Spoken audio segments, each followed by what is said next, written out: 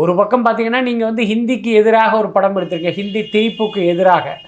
இன்னொரு பக்கம் பாஜகவோட நீங்கள் வந்து ஒரு நல்லுறவு அப்படிங்கிறதே ஒரு சந்தேகத்துக்குரியதாக இருக்குது. இன்னொன்று அவங்க ஒருவேளை நன்றி கடனாக கூட போயிருக்கலாம். இப்போ முருகனுக்கு வந்து இவங்க என்னென்ன பாயிண்ட் ஆஃப் வியூ பார்த்தீங்க அப்படின்னா, நம்ம வந்து இவங்களுக்கு ஒரு படத்தையே ரிலீஸ் பண்ண ஹெல்ப் பண்ணியிருக்கோம்.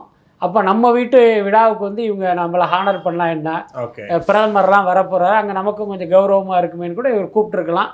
இவர்களும் கூட அப்படி ஒரு நன்றி கடன் நான் நினச்சி தான் போயிருப்பாங்க. ஆனால் அது என்ன ஆகும் அப்படின்னா, பராசக்தி படத்தினுடைய வசூலை இனிவரும் நாட்களில் வந்து பெருசாக பாதிக்கும். நீங்கள் அங்கே போய் பல்ல காட்டிட்டு இங்கே தியேட்டரில் வந்து நீங்கள் வீராவேசமாக தீ பரவட்டும் அப்படின்னா தியேட்டரில் எல்லாருமே சிரிச்சிருவாங்க. ஸோ அந்த ஆபத்தை உணராமல் இவர்கள் அங்கே போனது வந்து சரியில்லை அப்படின்னு தான் எனக்கு தோணுது. தவறு அப்படின்னே நான் நினைக்கிறேன். சிவகார்த்தி அவர்கள் பிரதமரை சந்தித்து பேசினது, நிறைய விஷயங்கள்லாம் பண்ணியிருக்கலாம் சொன்னாங்க. இந்த சந்திப்பெல்லாம் எப்படி பார்க்குறீங்க?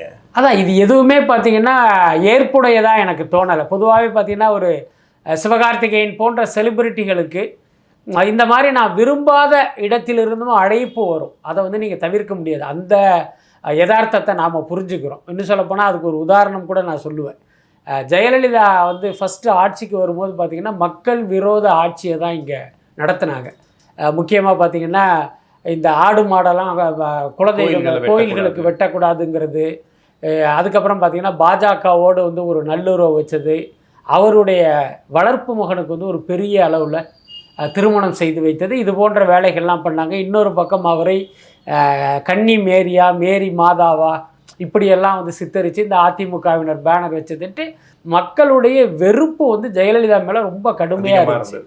அந்த காலகட்டத்தில் அவருடைய வளர்ப்பு மகன் திருமணத்திற்கு இசையமைப்பதற்கு ஏஆர் ரஹ்மானை அவங்க அப்ரோச் பண்ணுறாங்க.